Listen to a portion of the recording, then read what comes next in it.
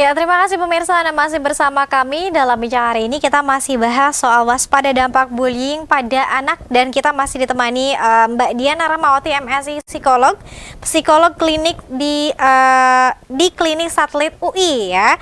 Nah, ini mungkin boleh diceritakan dulu sedikit nih Mbak Diana, klinik ini apakah dihususkan untuk mahasiswa-mahasiswi UI saja atau mungkin masyarakat umum juga boleh berkonsultasi ke sana, Mbak?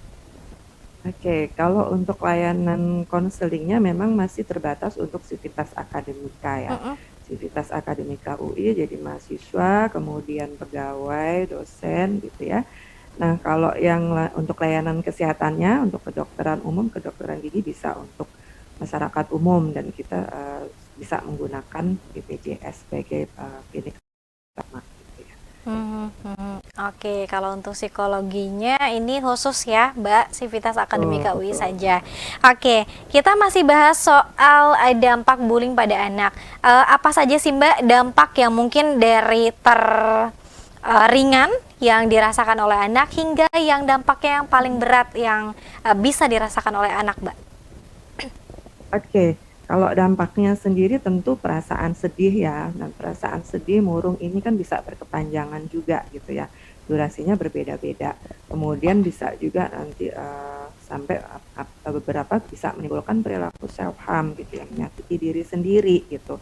Atau mungkin jadi tidak menyukai hal-hal yang sebelumnya diminati gitu ya.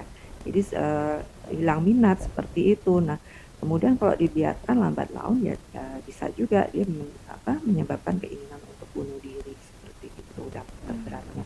Bisa juga menimbulkan gangguan cemas seperti itu ya, anak jadi lebih cemas gitu, lebih sensitif, lebih peka seperti itu. Mhm, mhm. Nah, kadang kita juga menemukan kendala ketika misalnya seorang anak ini tidak mau terbuka, Mbak Diana. Apalagi mungkin terbuka terhadap orang tua, atau mungkin ada juga anggapan atau rasa malu dari orang tua ketika misalnya harus mengajak anak-anaknya ke psikolog. Bagaimana nih, Mbak? Ya, ya, wajar ya, artinya mungkin pada beberapa orang awam gitu ya, pada orang awam ini kan mungkin ini aib loh, masa gini aja.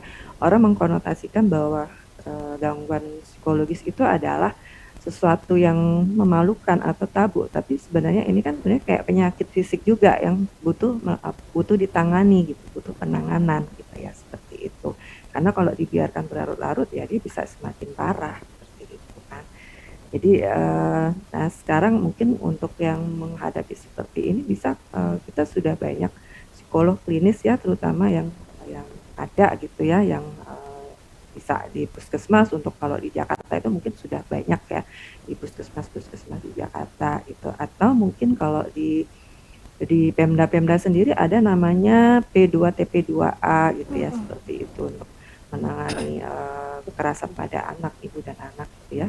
Kemudian bekerja sama dengan dinas sosial seperti itu. Ada juga namanya Puspaga, Pusat Pemberdayaan Keluarga ya. Itu biasanya di wilayah-wilayah juga sudah ada di seluruh Indonesia seperti itu. Mhm, mhm. Ada Oke. konselor-konselornya juga di sana. Gitu. Oke, ini artinya mindset keluarga juga harus disamakan ya, Mbak Diana ya. Tidak Betul, hanya betul. kemudian menjadi peranan guru ketika di sekolah saja. Nah, kemudian apakah Mbak setiap anak yang mungkin mendapatkan perilaku trauma ya Mbak terhadap perilaku bullying, ini ada kemungkinan sembuhnya berapa persen, Mbak? Kalau untuk persentase sendiri kita kalau saya pribadi belum melakukan Mhm, penelitian mhm. itu ya. Jadi belum bisa mengatakan berapa persen yang sembuh gitu ya. Itu butuh dikaji dulu gitu ya, butuh diteliti dulu seperti itu sih, Mbak. Mhm. Tapi Tapi memang kalau ada case kemungkinan ya. case by case sih ya ada yang membaik ya, kalau case by case yang pernah saya tangani. Kemudian dia ada pengalaman dibully, kemudian mencoba untuk lebih baik lagi ya, walaupun mungkin effortnya juga luar biasa gitu ya. Ada satu pengalaman seperti itu ketika dia mencoba untuk mencari bantuan gitu ya, malah justru tidak sesuai dengan yang diharapkan, justru ya semakin dibully gitu, ada Mhm. juga yang seperti itu gitu. Mhm, mhm. Oke. Nah, ketika anak-anak misalnya memang para orang tua ini sudah terbuka ya, Mbak Diana, kemudian bisa mengajak anak-anaknya ke psikolog psikolog karena memang sudah terbuka tadi. Apakah ini pendampingan dari orang tua juga ini cukup berperan, Mbak, terhadap kesembuhan anak yang sudah terkena bullying? Oh ya jelas peran orang tua, peran keluarga sangat besar ya Mbak ya, Hmm. karena kan memang ini muaranya kan di keluarga gitu. Kalau mau menciptakan anak tangguh ya dari keluarganya dulu gitu kan. Seperti itu. Mungkin dari pola asuh juga bisa gitu. Bahkan ada yang namanya konsep transgenerational trauma ya. Artinya trauma itu diturunkan gitu.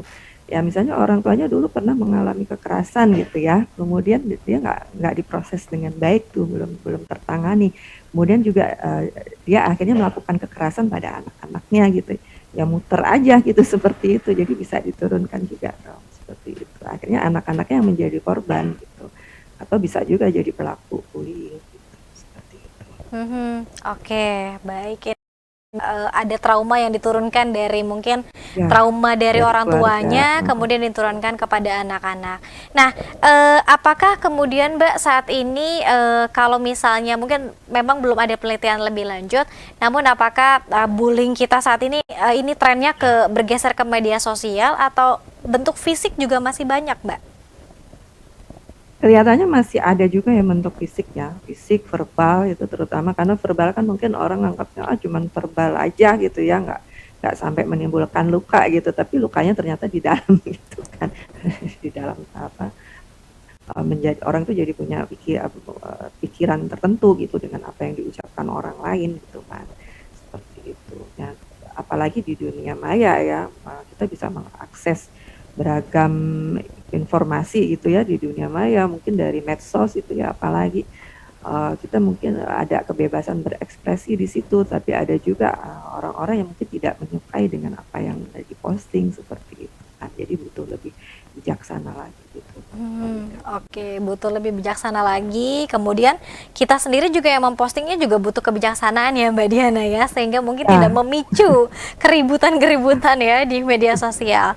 Oke, Mbak Diana, kita masih ada satu segmen terakhir. Nanti kita akan bacakan Mbak beberapa pertanyaan yang sudah ikut serta di live chat Sultan TV. Tetap bersama kami pemirsa dalam bincang hari ini.